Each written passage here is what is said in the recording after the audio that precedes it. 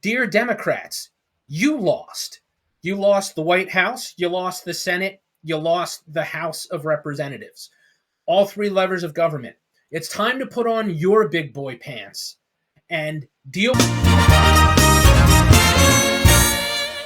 Before the speech, like Trump really even got going into his speech, there was a ruckus in the House started by Congressman Al Green, who I've said it once and I say it again. Like, he looks like the Lon Chaney Jr. Wolfman. That's just, holding the cane. Just, but here we go. Here's Al Green. Optimism, so its single largest 1 month gain ever recorded, a 41-point jump. Vance is like, get him out of there.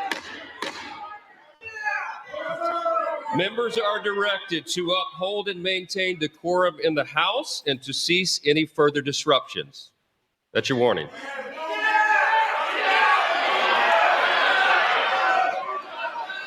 Members are engaging in willful and continuing breach of decorum, and the chair is prepared to direct the Sergeant-at-Arms to restore order to the joint session. I thought this might be the biggest thing of the night when it happened. Because I've never seen anything like this before, and I'm like, this is what the news is going to be. No, this is pretty much, it's crazy. Now, I don't know if we're going to pause this or move through, but I saw people commenting. Mr. Green, take your seat. I saw people commenting about how at some of President Biden's speeches, that folks like Marjorie Taylor Greene got up and shouted stuff, and they weren't thrown out, but they also shouted something and then stopped. Right. Okay. And same thing during one of Obama's State of the Unions, I think in his second term, a Republican yelled out, "You lie." Yeah. And he was, I think the Democrats censored him for that. I think they did.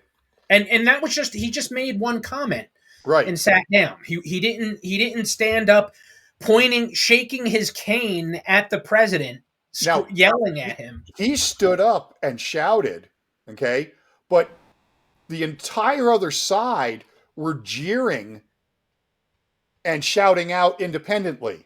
Right. Like every one of them, or not, I can't say every one. Many of the people sitting were vocally shouting over the president. Right. So, yeah, so this is unprecedented. Take your seats. Sir. Take your seat. You're right with the Lon Provided Chaney that members continue to engage in willful and concerted He's kind of disruption the of proper Lon Chaney decorum, the Wolfman chair now from, directs the Sergeant-at-Arms to restore order. Remove this gentleman from the chamber. Let him out. And he wouldn't even go out quietly. He kept saying that President Trump didn't have a mandate, because Trump said he had a mandate. So he's screaming and arguing, saying, "You have no mandate. You have no." I'm like, he's the first Republican president to win the popular vote in how many decades? He's the first Republican president to win, or at least. The other thing is, there's no definition of what a mandate is. Everybody claims they have a mandate. Well, of course, everybody claims. It's part of the hyperbole of politics. Right, but I think the fact that Trump won the popular vote, in addition to all 7 swing states, and obviously the majority of the electoral vote, I think that pretty much, and he had such a coalition of people that normally don't vote for Republicans. He made inroads with African Americans, Hispanics, the working class, which has traditionally fallen under the Democrat umbrella. The Democrats, being the party of the working man, which obviously now they're the party of rich elites. And so if that's not a mandate, I don't know what is. And in the face of the what I would call the most passive aggressive of all the voting interference, which is polls that are wrong, that are there to try to convince people to not go vote. Right.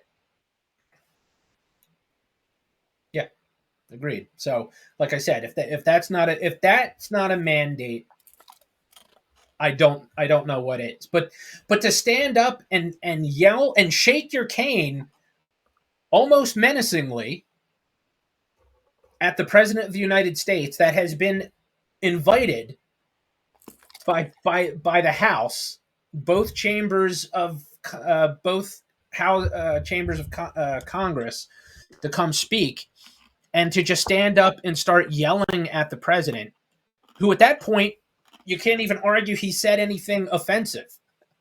But it just goes to show you can be any type of ignoramus and be a Democrat. Because what he was saying in the interview in the hallway outside with people was the opposite of what you just said. He was saying, you have to be invited to be here. He was invited. He was. Formally and officially, he was invited. Yeah, right. Yeah. By the Speaker of the House. Right. And so, like, what's even, like, why can't the guy just sit, take the L, and listen to the speech? Because they have to be part of the resistance. He has to show how tough he is, standing up to the fascist Nazi Trump, shaking his Lon Chaney Jr. Wolfman cane at the president and arguing with him like, you don't have a mandate. You know what I see? Neither do you, Al Green.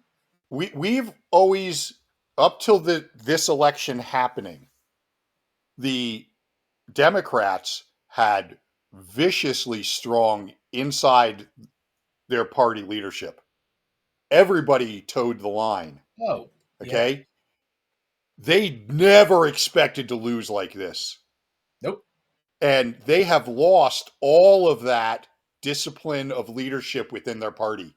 And everybody is, I think, positioning themselves to be the next loud, obnoxious leader that people listen to. And so it's like this chorus of chaos coming from them because they are rudderless. The leadership that they had bought into failed them in unprecedented terms. Mm-hmm. And they can't publicly reject it. And now there's a bunch of shuffling going on, trying to find who's in charge. Well, maybe if they didn't have such crappy policies and didn't double down on said crappy policies and, basically call half of the country deplorables, maybe they would win more. Maybe if they had a coherent, positive message, not just, fear mongering, Trump's a Nazi, Elon Musk is stealing the nation's wealth and all of our information, to rise to power. Maybe if they weren't, or weren't concentrating on mutilating children and murdering children in the womb, and that being their rallying cry. Maybe if they actually had policies that lifted up Americans instead of dividing us and bringing us down, maybe they'd win some more elections. Right. And maybe instead of putting a feeble, obvious puppet in place and gaslighting America about it and believing that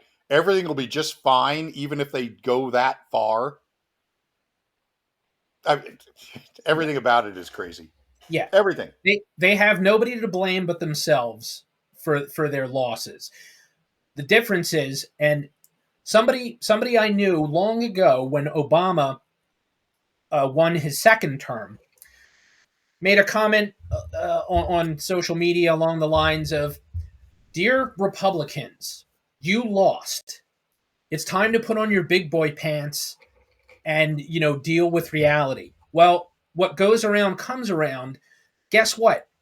Dear Democrats, you lost. You lost the White House, you lost the Senate, you lost the House of Representatives. All three levers of government. It's time to put on your big boy pants and deal with it, because if you're having the meltdowns and just emotional outbursts that you're having now, just 8 weeks into this administration, it's going to be a long 4 years for you. I will never forget McCain after the 2008 election loss, when they started to have the sessions talking what led up to becoming the Affordable Care Act, being invited to the table for those discussions, and then being very publicly told to sit down and shut up because he lost and they won. Right. Elections have consequences. Welcome to sit at the table and listen, but he would get no input. Right. Well, that's also like Obama saying, like, Republicans can get on board, but they have to get in the back of the bus. Statements like that, or telling John McCain, I won the election, John, and elections have consequences. Well, yes, elections do have consequences.